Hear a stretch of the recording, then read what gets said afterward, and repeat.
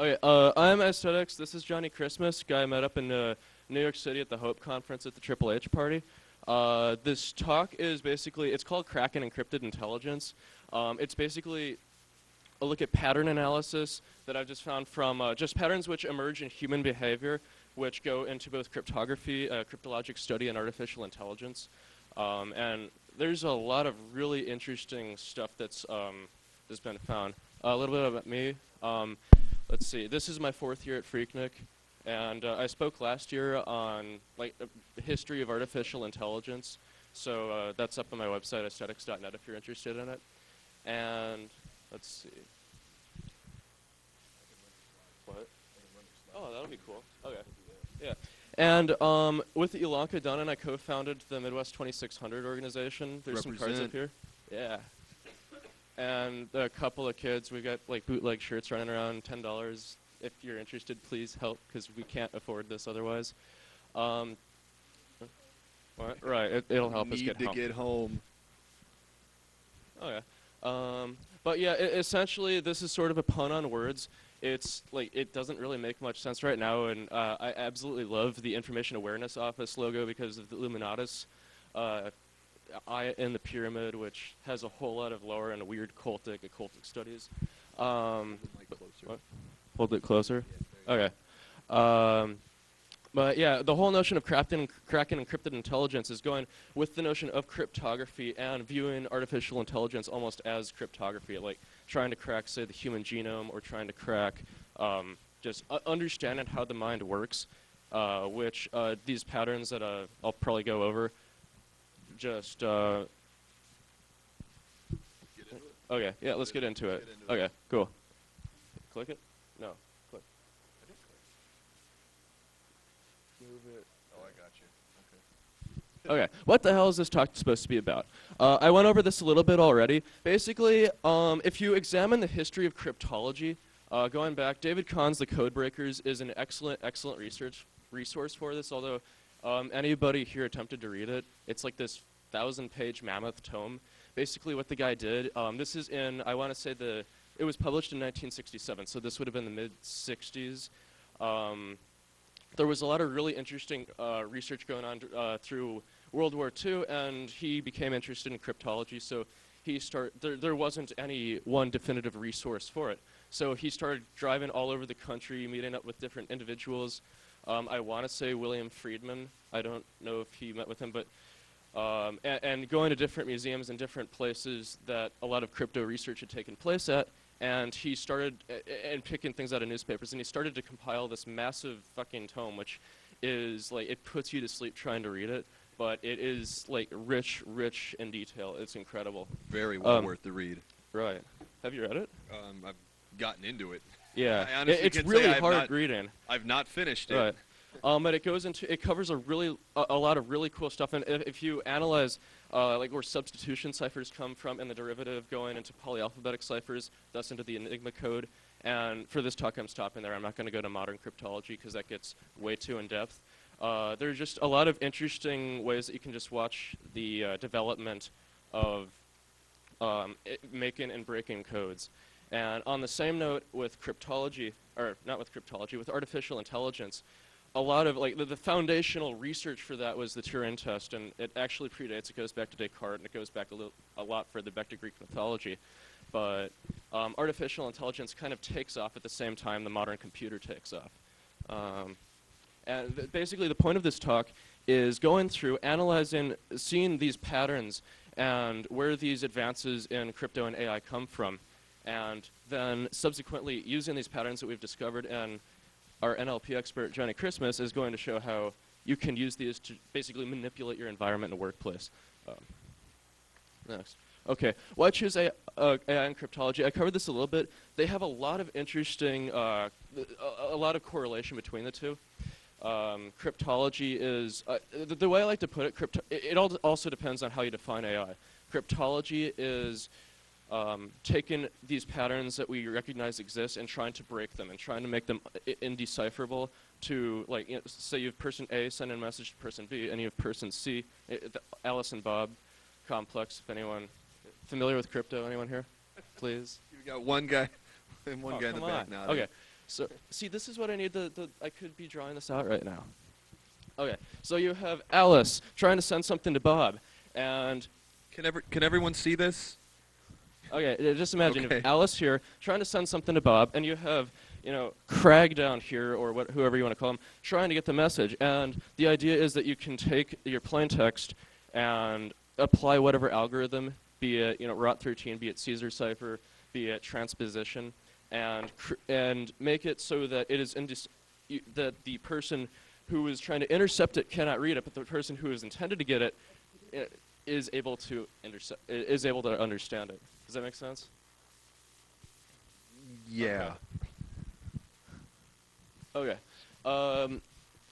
Let's see. I'll start going into some crypto history. This goes back to, let's see, Julius Caesar. The Caesar cipher is named after him, where he had, like if you take your typical alphabet, it's best, I like to view letters as symbols because you have different types of alphabets. You have the Latin and French alphabets. You also have Greek alphabets. You have Aramaic, Hebrew, different Asiatic alphabets.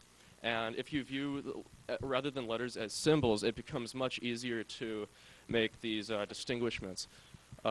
Basic substitution ciphers, which is one of the first areas that crypto developed in, dates back to the Arab culture. You had guys like Kalkashandi, who I read about in here, Kalkashandi and several others who started to analyze these patterns and introduce the notion of using multiple alphabets to cover up what you're doing and make it so that other people who are trying to read it cannot, which is the essence of cryptology. And subsequently, as they analyze different alphabets, frequencies begin to emerge. And I could be drawing this, but I can't. In like the English language, because in our date and time, English is universal, different patterns will emerge as far as frequency. You have E is the most common character used 13% of the time. T, A, I, O, and N follow, which is like 12%, 11%, and 10% each, respectively. And the longer the plain text, the longer the ciphertext that you have, you can analyze this and you just pick out of all these letters, E occurs this many times. And the longer it is, the more precise it gets. And if you have just a simple substitution cipher where A is equal to 1, B is equal to 2, etc., or other variants thereof. Or like what we have up here on the screen. Right, exactly. I'm sure you've all seen a cipher disk at some point in time. Captain Crunch used to include one in their cereal boxes back in the day. That's how common Captain these are. Crunch, Dick Tracy did it. Yeah, these were the old ones. I mean, all the way back even through the 50s, you get your decoder rings or whatever, and this is how they work. It's like one of the most basic forms of encryption. Pretty much you'd have the smaller disk inside the larger decoder wheel, and you'd turn whatever letter you were looking up, and then you would see what letter it was supposed to be. And you would do each letter, write it on in your paper. Now you've decrypted the code. Real easy to crack. As I said before, you can crack it with frequency analysis, and it was a very basic cipher. However, most people are stupid, especially in the Dark Ages when a lot of this was going on, when black chambers developed, when different kings and popes had organizations that were founded explicitly to crack these codes, and they would. You get a cipher. A really common, a really good example of this is the Mary Queen of Scots case, where you had, what's her name, the Queen of England, Elizabeth of England, was, there is all this controversy about whether she was the rightful heir to the throne. And Mary Queen of Scots, many people said she should be. Now, she was a Protestant versus Catholicism. There were a lot of differences going on. So Mary Queen of Scots was she was locked in prison. And Babington was a man who was trying to carry out messages for her, and they were using a specific cipher. And the Queen's cryptanalysts broke her cipher, and subsequently she was confined to prison and beheaded for it, because they were able to uncover proof of a treasonal plot.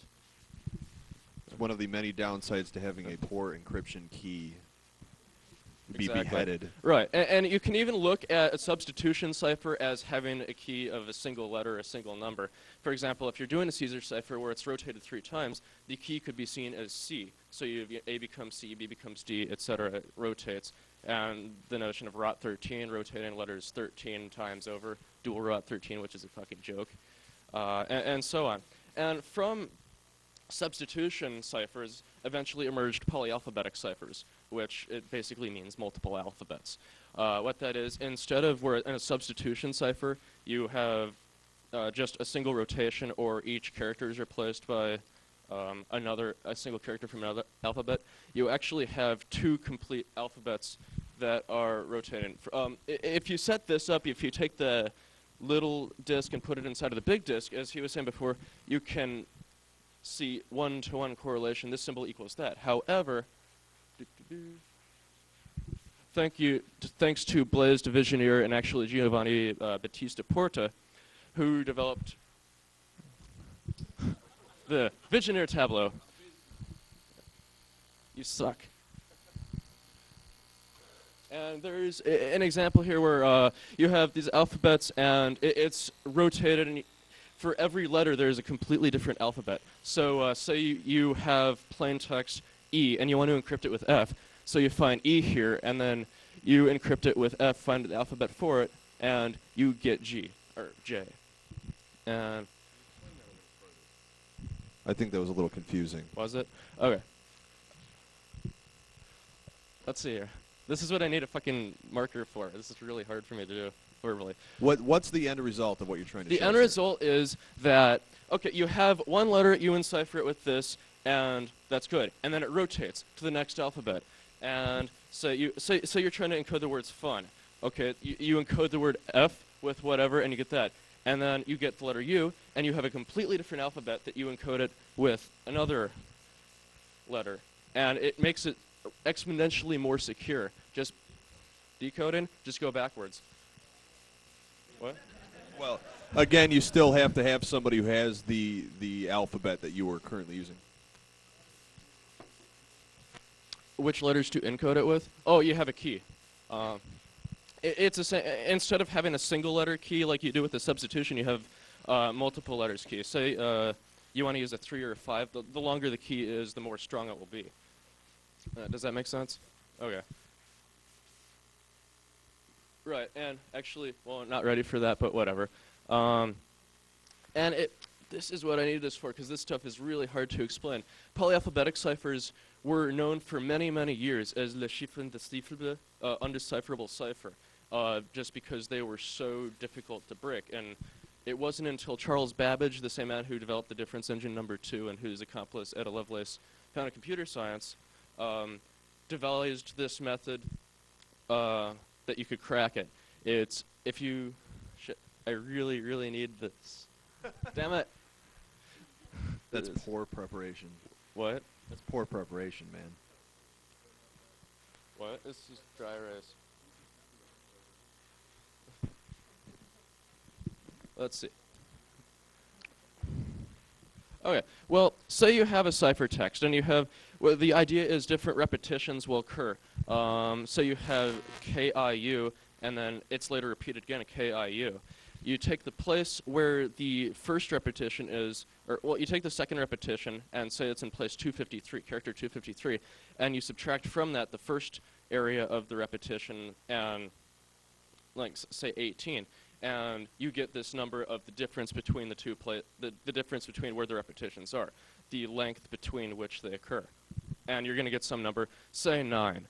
And if you have 9, you look at what 9 can factor into. 9 can factor into 1, 3, and 9. 9 times 1 and 3 times 3. And does this make sense so far? It's really complex. I know. Wish you had that board now. Yeah, so just grab the Sharpie, man. Nobody else is using that board anyway. Who had that marker? Right. Yeah, but nobody else was going to use it. It was for Corydon's presentation, so I don't think anyone... Somebody's going to get a marker? Please. Well, maybe we can get back to it then. We Okay. should just push on. Okay. Well, essentially, if you have you calculate all these different differences between where the repetitions are, and the numbers of the factors will emerge a pattern. And say you have 139, and the next few, you have other numbers that it factors into, and eventually you're going to start to see a trend. Maybe they're all 3. And what you do is you simply break the ciphertext up into groups of 3 or how many that is, and it turns into, you run a frequency analysis on each column. And this probably makes absolutely no sense. I've written a paper up here. I call it Never Whistle While You're Pissing. It's very true. Anyone who's ever read Illuminatus Trilogy should get that. Another obscure book. And it makes a lot more sense in here than what I'm trying to portray right now, given no dry erase board. And Charles Babbage managed to crack this, and what he showed is that even though they tried to apply another layer, another exponential obfuscation onto the cipher, still that same pattern emerged, however, in a different layer, the same pattern still emerged, and it's the inescapable patterns that we have in human nature and language. Yeah, I think what you're getting at is that no matter how far you try and encrypt your encryption over and over again, as long as a human intelligence is still creating that encryption key, you will still be able to determine the frequency that occurs within human intelligence. As anyone who's a programmer knows, there is no true random number. Even if you think of a random number, there's some reason you thought of that random number. And if you're creating an entire encryption key based on random numbers or characters or something, there's going to be some form of repetition just based on your own internal logic.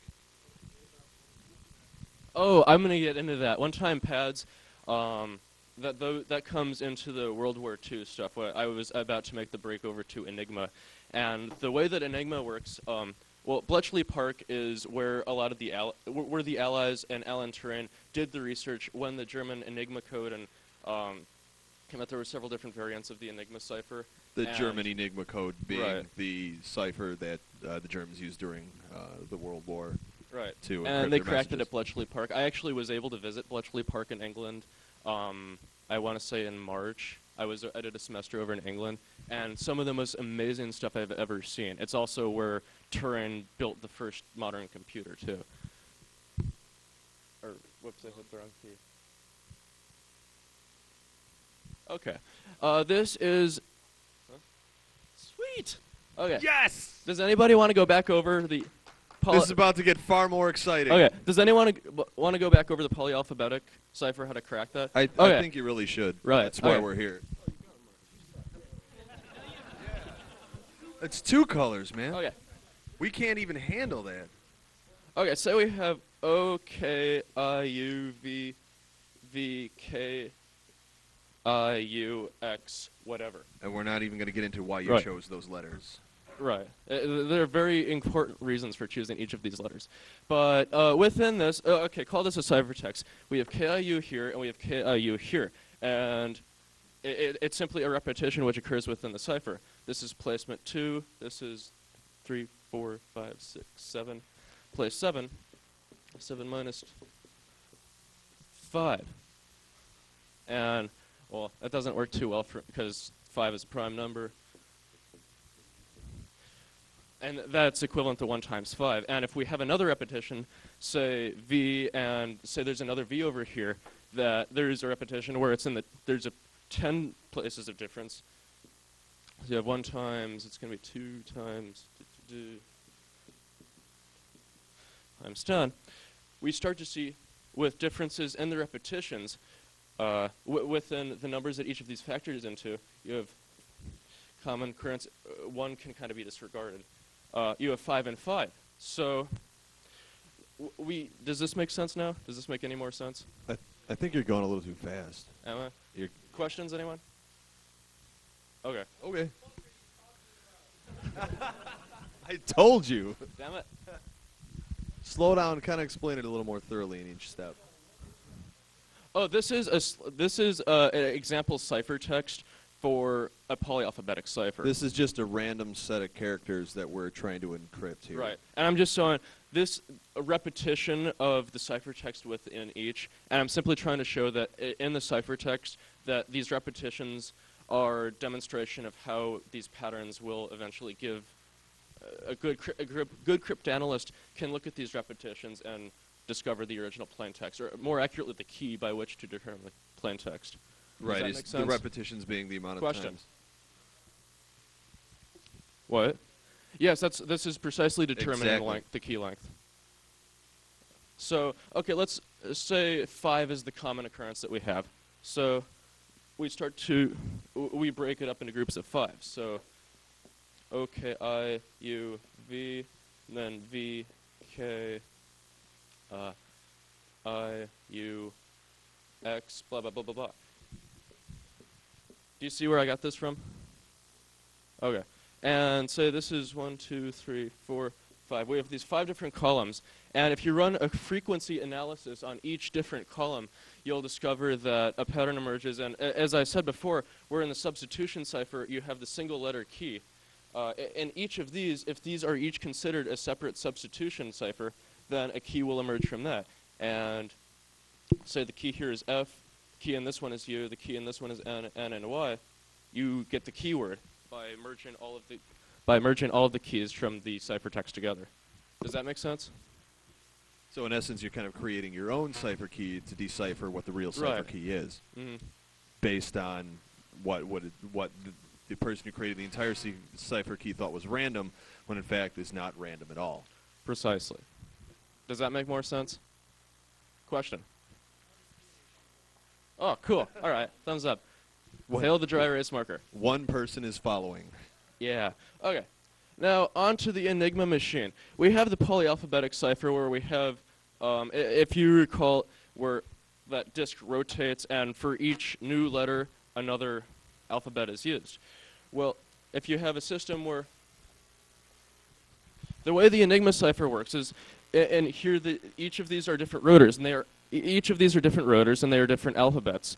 And as you push a key, it rotates one, and it completely changes the alphabet.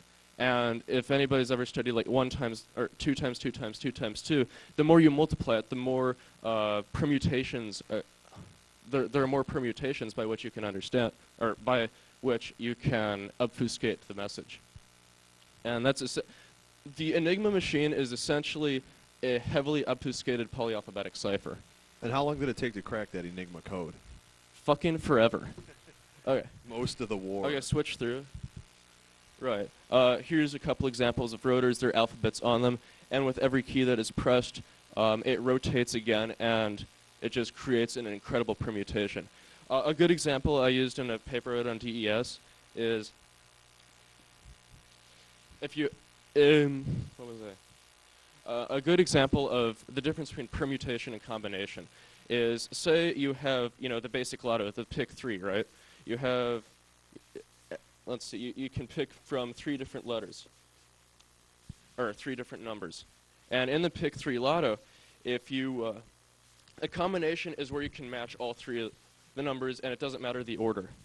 And the order makes a big difference, because in the pick 3 lotto, if you get all 3 of the numbers, and it's just 3, you win the little prize. But if you get all 3 of the numbers in the right order, you win the bigger prize, because it's much harder to do that. Because you can get 3, 5, 2, or 2, 3, 5, etc. And those would all match in the combination. However, with permutation, the order matters, which makes it infinitely more difficult to understand. And of course, with language, that obviously matters. You have to get the letters in the right order, or else it doesn't make any sense. Okay. Maybe we should go into a little about exactly how the Enigma machine worked, because I think maybe a lot of people...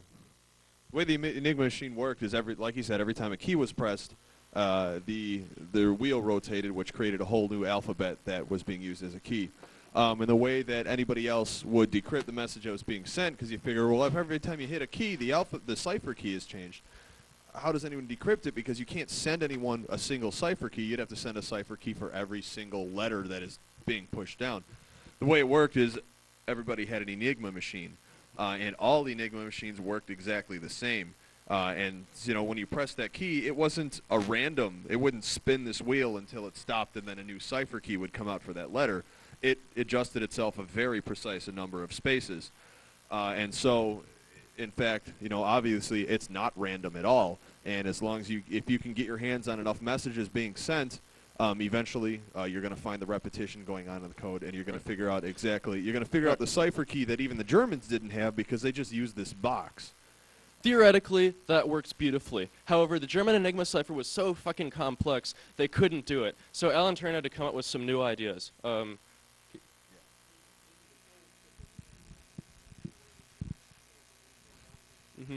Right.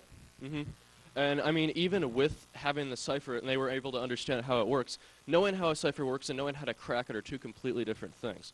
Turing did several different, there were several really interesting tricks that he used. For example, the Germans would send out a weather report every day, and if you knew the German word for what the weather was, say it's sunny and it's like or whatever the German word for sunny is, you could take that word and put it into the ciphertext somewhere and hope that patterns and hope that by studying the differences between these letters that you'd eventually be able to create links between the letters. And what?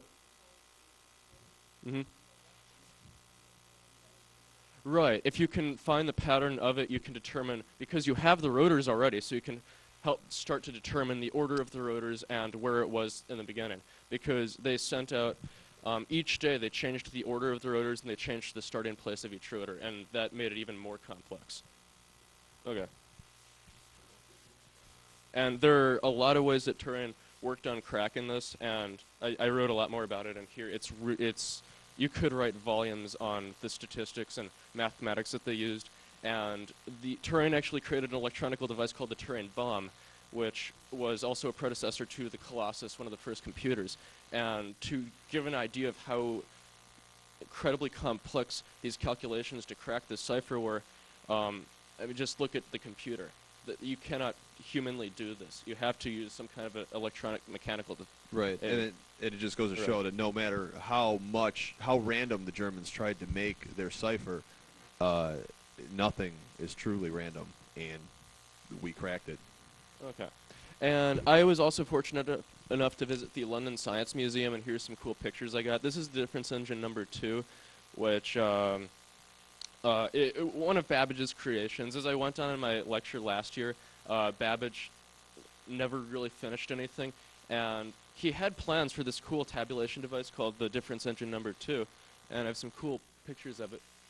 Yeah. That's sexy. Yeah. Ears turned on? I know I am. Oh, yeah.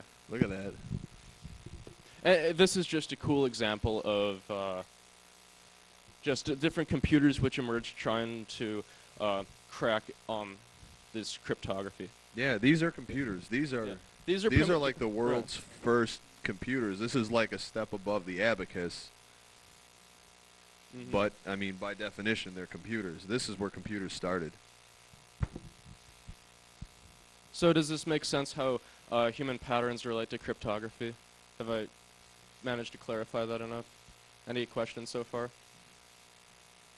Question? What? Oh, yeah, sure. Okay. Oh, you're going to get them started. See, I have to cover AI, too. Okay. I get to write on the board. Okay, so you have the plain text happy, and you have the key joy. Don't write so fast, I gotta read it. Okay.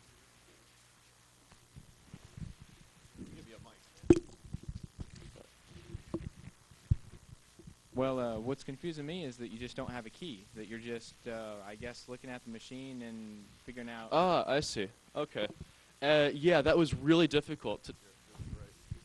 And that's the thing. When you're analyzing it and you can decipher the key, once you have the key, that's what cryptanalysts always look for. And yeah, the whole point of this is that we do not have the key. Right. We're trying to obtain it. And that's what we're talking about. So.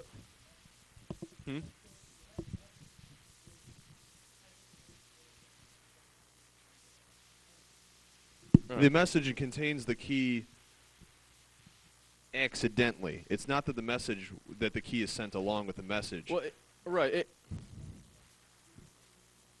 Right. Yeah. Any key you use to encrypt the message is by its nature part it's of the encompassed with the nature of the ciphertext. Right.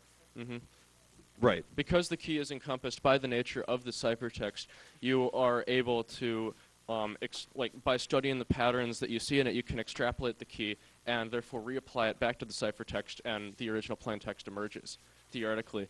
And it's really fucking complex. If you're interested, I highly recommend the Code Book by Simon Singh. Yeah. Yes. Which it's a good book, although I disagree with his conclusion of quantum cryptography. But, yeah.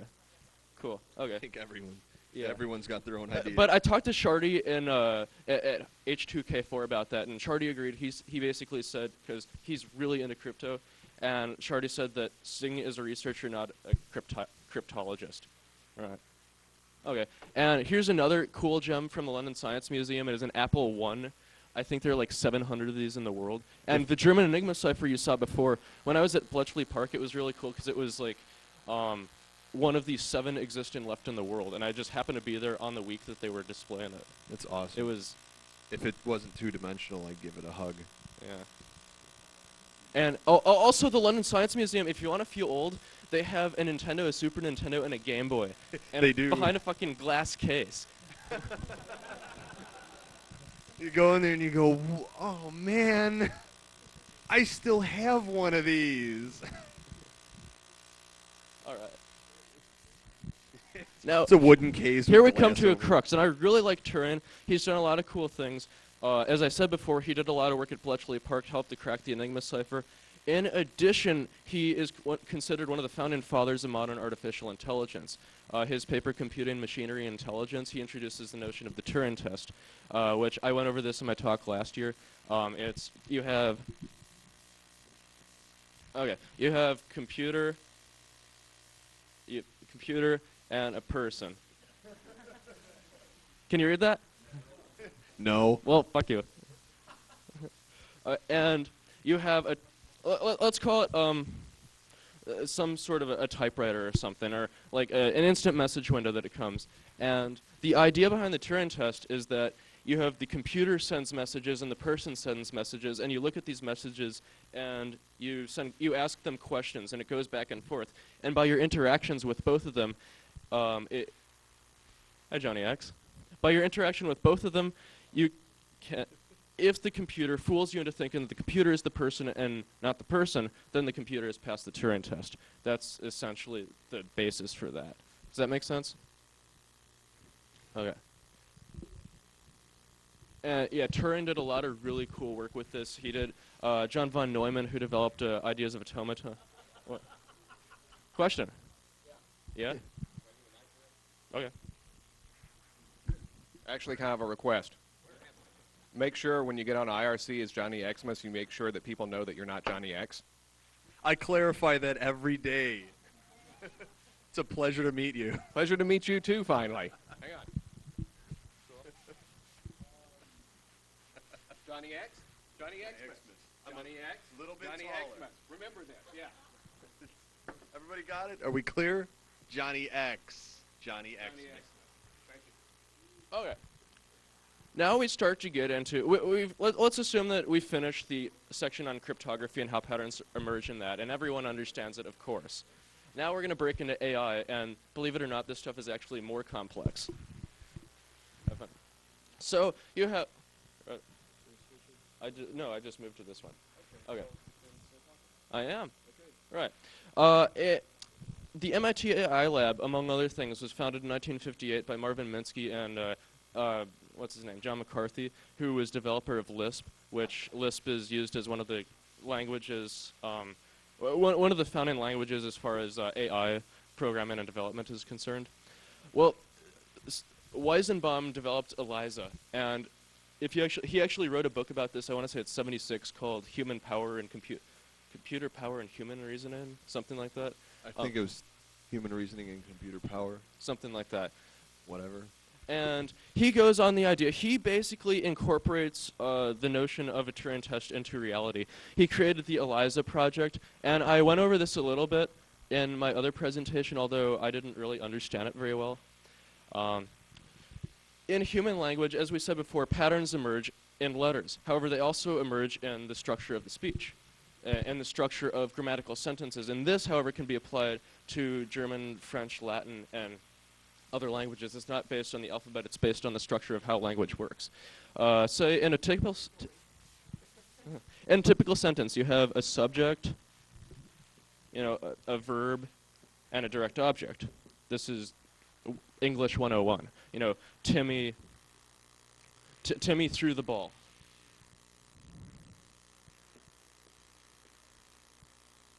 You have Timmy threw the ball.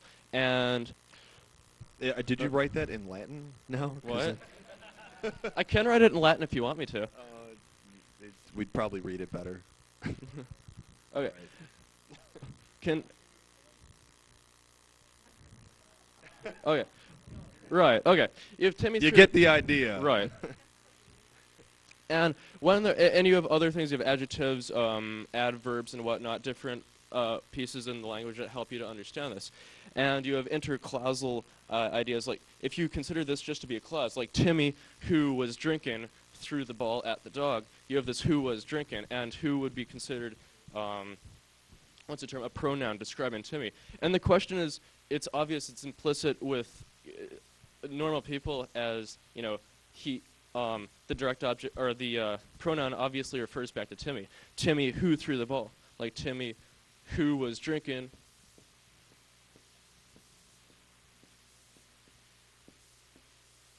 If you have Timmy, like who was drinking, threw the ball, you have a clause right here, and it's very obvious to us that the who refers back to the Timmy.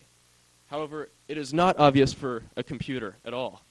And this is where we start to establish neural networks and establishing patterns between them. And if Does everybody get what he's trying to get across here? does this make sense? It's very simple, but he's saying if you tell a computer Timmy threw the ball, and then a second later you ask the computer who threw the ball, as far as logic goes, the computer's going to go, I don't know. Right. And actually, an interesting. It's going to go, what is who? Right. An interesting comment by Marvin Minsky, actually, like in some interview with him, commented on his research. He found that the things that we take for granted, which are very easy, like walking, the physics behind that and trying to create a robot which can walk is some of the most difficult things. Whereas trying to do something extremely complex, we can imitate it with a computer or automaton very easily. Yeah. We still can't make a robot that walks right. They all walk like this. Mm-hmm. And I mean, if you take a look at, like, say, Pixar and how animation has developed over the last 20 years or so, to see just the vast improvements they've taken and just how challenging it is to get something that we take for granted because it's so easy. That's a great example. Right. Like all the cartoons coming out of movies these days, how fluid the motion is and how realistic it looks. Army and of it's Darkness. Still, Come on. Yeah. And you know what? It's still not absolutely perfect. You can still pick out, well, that's CG. You know, some like Army of Darkness. Yeah. But yeah, that's exactly what this is people trying to tell a computer this is how things walk. Right. And the immense amount of work that has to go into it, they only have a limited budget of how long they can spend writing up programs, so things still walk a little quirky. Right. So what ELIZA is the computer psychologist program. You could type messages to it, and it would respond to you. And it would essentially have to break down the structure of the language to understand what you were saying, and then create a response to return, and to. Based on what you told it, it would have to create its own response that matched it enough to the point where a person could understand it. And in his book, one of the things that Weizenbaum commented on was that, like, when using his program, like his secretary in his office, I think it was something like that, was using the program, and she actually asked him to leave the room so she could talk to the computer. And it's just a matter of, one of the cases I was going to make here is a test of AI is not necessarily what... I got in an argument with Virtual about this, is not necessarily creating a system that can think, but creating a system which imitates human patterns enough to the point where we give it the credibility of being able to think. And that's exemplified by Weizenbaum's example. It just giving credence to a computer, giving this autonomous superiority to the computer, saying the computer can do anything. And that really often happens, especially when the levels of complexity exceed that which, that which the average person can understand. Right. Right. Okay, does this make sense so far? Question? With what? With what? Oh, Deep Blue. Yeah, Gary Kasparov. Perfect example. Mm-hmm. Yeah. Absolutely. Right. And that actually runs into chess is a really interesting game theory developed by von Neumann at the same time as Turing. It's developed upon game theory, basically, which gets into branch conditioning, which is where a lot of stuff in computer programming languages come from. but chess, it's like, okay, You got him started again. hell yeah, okay. you uh-huh. Oh, do you mind? One of the things that von Neumann did in addition to cryptography is he did a lot of the first work, investigating the computational basis of self-replication. Sure, his automata. And this is not very widely known, but it's very, very interesting. Some people in the theoretical biology community actually consider von Neumann to almost be the successor of Charles Darwin, because he started thinking about evolution as a machine learning algorithm. But one of the things that he did that was really interesting is he, many, many years before Watson and Crick understood like DNA and then mRNA and then ribosomes and then Right, and proteins. cytoplasmic structures. He correctly predicted that the flow of information in a living organism would go from genotype through something called a ribotype, which is basically a cipher, to phenotype, Exactly, which is the and that's where the whole expression. epigenesis comes through. Yeah, so on your comments about AI, this is actually one of the things I work with, is we're trying to basically, instead of do rule-based AI or that sort of thing, to approach it from that point of view. I thought that'd be an interesting comment because you're talking about von Neumann and right. And I actually commented on his automata idea in my speech last year. And yeah, he did some really cool stuff. If you want to learn more about it, there's Artificial Life by Stephen Levy. You can actually read some of von Neumann's lectures. Right. Excellent. Right. It's nice to meet someone in the field. That's great. Cool. And this gets into the notion of game theory ideas, where you have an instance where a decision can take place. You have the decision to make, you have the different players involved, you also have options. You have options and players, and within this will happen and there will be an outcome to the instance, and with each new instance, the game may change. And this is actually part of the Nash equilibrium. If you've seen A Beautiful Mind, this is Prisoner's Dilemma. It's a matter of augmented recursive networks versus, or augmented transition networks versus recursive transition networks.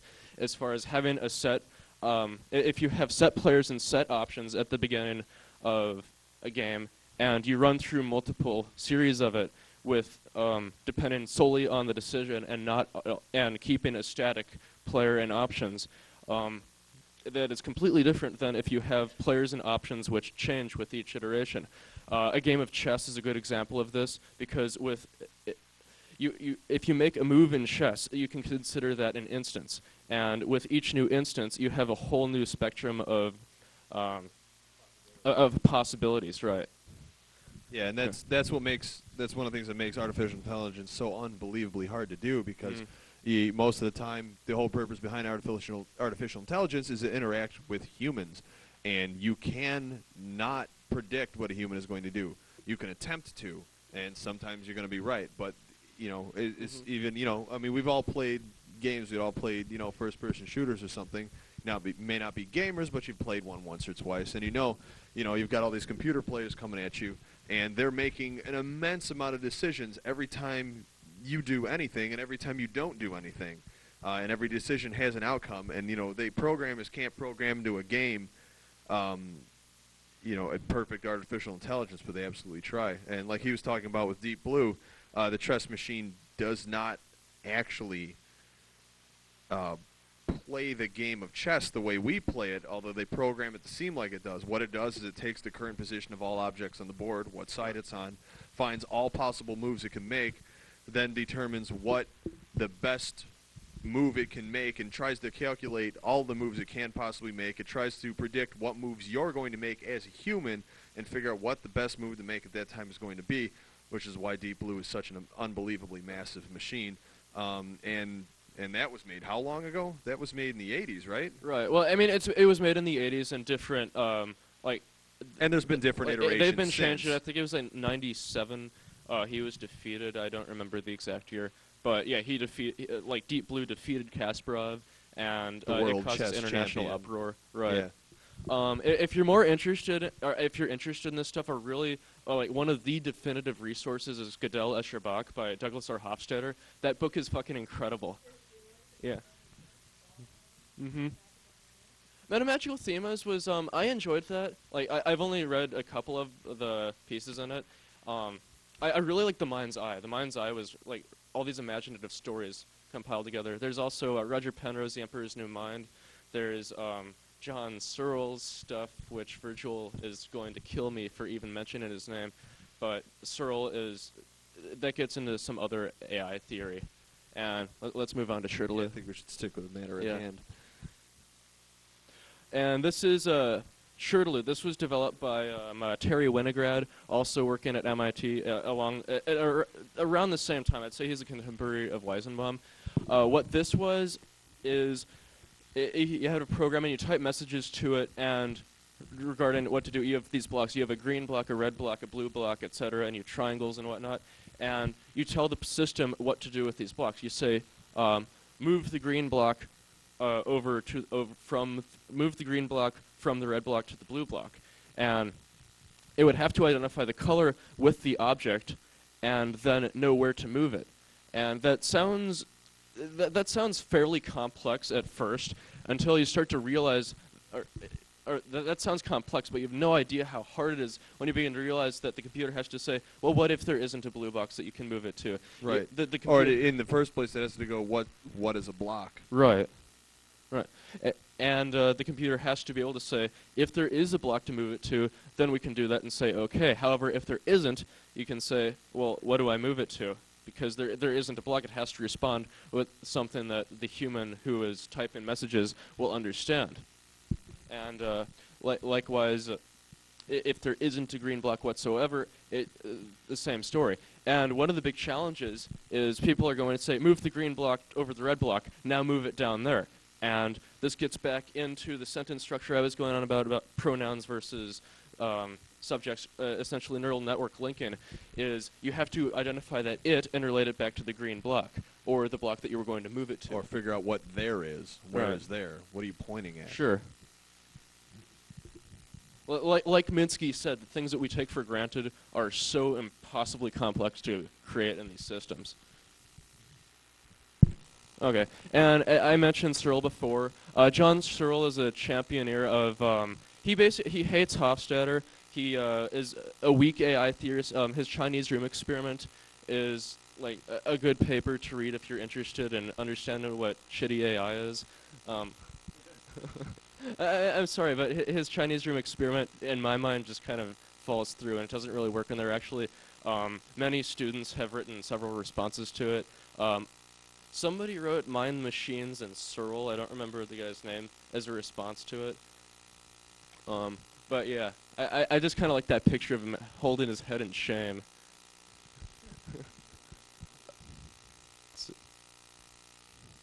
Okay, and that's Bartsy. And I think that's... It's a joke, it's Bartsy, it's funny. Right, and I guess that's pretty much the end of what I have to present initially. Any questions so far? Like, what time is it? I could go on tangents. Yeah, we totally could. I have 10 minutes. Okay. Let's see. Okay.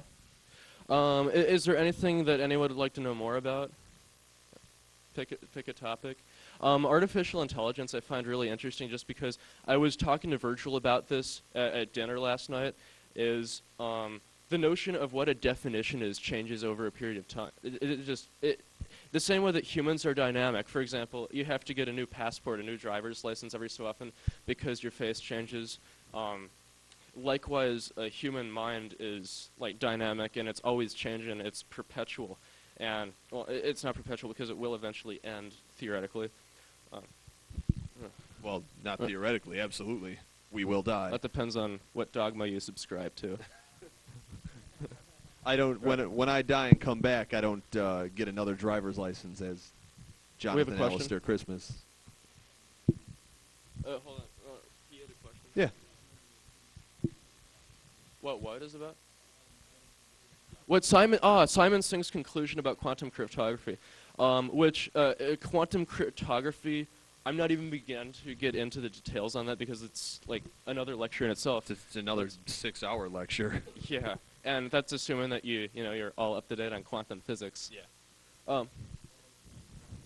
What he said was that because quantum cryptography relies on things like the intrinsic laws of like the nature of physics, he said that when something is encrypted via quantum cryptography, quantum cryptography is essentially the end-all of cryptography. And he said that cryptanalysts just simply have nothing left to offer because it is so complex and it's beyond human endearing to try to decipher anything that's been solved by that. And I like to bring up that, yeah, they said the same thing about the Vigenère cipher. Absolutely right. Right. They've said that about every single The cipher Vigenère that's cipher come was in out. place for like 300 years before Charles Babbage cracked it. Yes.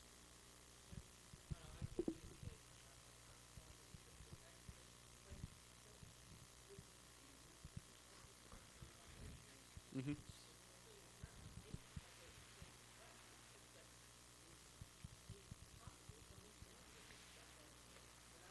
Mm-hmm. Sure. You can't, within our current understanding of the way things work. Right. Now, if you go 500 years down the Right. road, God knows what we're going to understand and be able to do. But currently, as it stands, you're right. And I want to bring up, I think Virus mentioned this in a lecture at Interzone or something, where he said, the example that I've heard is that you can have the most incredibly complex electromagnetic door, and you simply cannot pick it, but then you realize that it runs on electricity. So you go and you take a knife to the power cord, and suddenly you just kick the damn thing open because it doesn't have that connecting force anymore. Yeah, I mean, And just because you have the idea behind that is that quantum cryptography, while it may be incredibly complex, there will inevitably emerge some very simple solution to it, some very simple way to bypass it, which is essentially the nature. exactly. You take a gun, you find the guy who wrote it, and you go, you give me the key. Question? Quantum cryptology is, let's see. Do you want to try this one? In a nutshell. It's a matter of determining, encrypting messages based on polarities of It's the way of creating an Right. encryption key based on the current goings-on of the Right. subatomic realm. Right. Let's go with the what?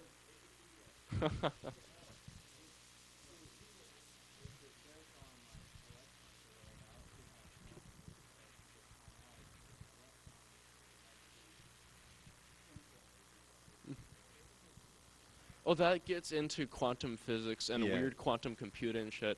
If you're interested in quantum computing, there's David Deutsch is considered the founder of that. Yeah, you're looking at electrons from a Newtonian physics point of view. Right. And I think as science as a whole needs to move away from the whole Newtonian physics point of view if we're ever going to progress any. And that's what quantum mechanics is. It's going, all right, Newtonian physics is great for the macro physics world, but when you get past the point of the size of an atom, certain things don't apply anymore. And just because our equipment can't measure where an electron is and what its velocity is, doesn't mean that it can't be measured. It just can't be measured by Right. what we have currently.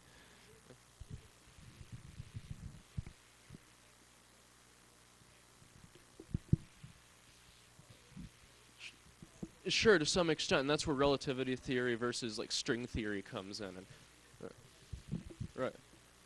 Mm-hmm. I tried. Right. Mm-hmm.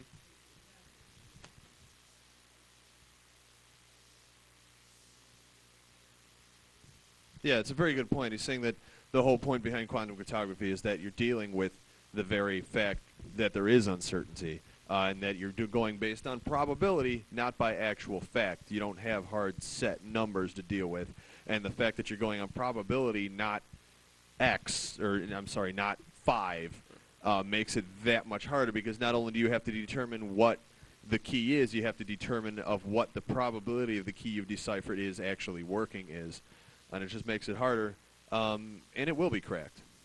Probably not in our lifetimes, probably not in our kids' lifetimes, maybe 300 years from now, like it was with, what's his name?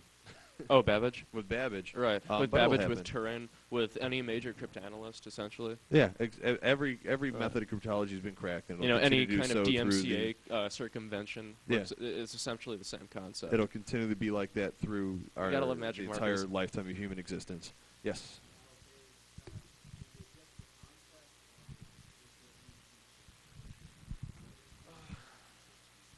That's a good Question? All right. That's Okay, there is one instance. Perfect cipher as far as, and this gets back to the one-time pad cipher. The idea of the one-time pad cipher is that, you're trying to take these patterns and eradicate them, eradicate all the frequency. You can't do anything with it, and which is where the whole nature of pseudo-random and pseudo-random numbers in cryptography comes from. Is that if you have some text and you have the key in itself is going to have frequency to it, and by a one-time pad cipher is, say you have just a bucket full of numbers and you pick one out, and you pick another one out, and you pick another one out, and trying to strive to create a randomness within the key. And by using that randomness in the key, you can apply it to the plaintext to create a theoretically secure cipher. However, another great book is Cryptonomicon by Neil Stephenson. He goes into this quite a bit as far as just the feasibility of how one-time pad ciphers work and how the human patterns and just human ability in general betrays it. Yeah, limits Right. by introducing a human into the situation. It totally limits. I mean, if nothing else, the if somebody is trying to randomness. develop random numbers, and eventually they're just going to get to a point where they're too damn tired, so they keep putting twos over and over again because they look cool or something like that. Yeah, all right. There's always a reason. Mhm. I think we should wrap this up. We have Yeah. someone who's got to speak after us, and we can Right. go on for another 6 hours. If you guys want to talk, go ahead and talk to Aestetix, really. After the talk. Okay, any other questions? Okay, I guess that's about it. Okay. Hope it made sense.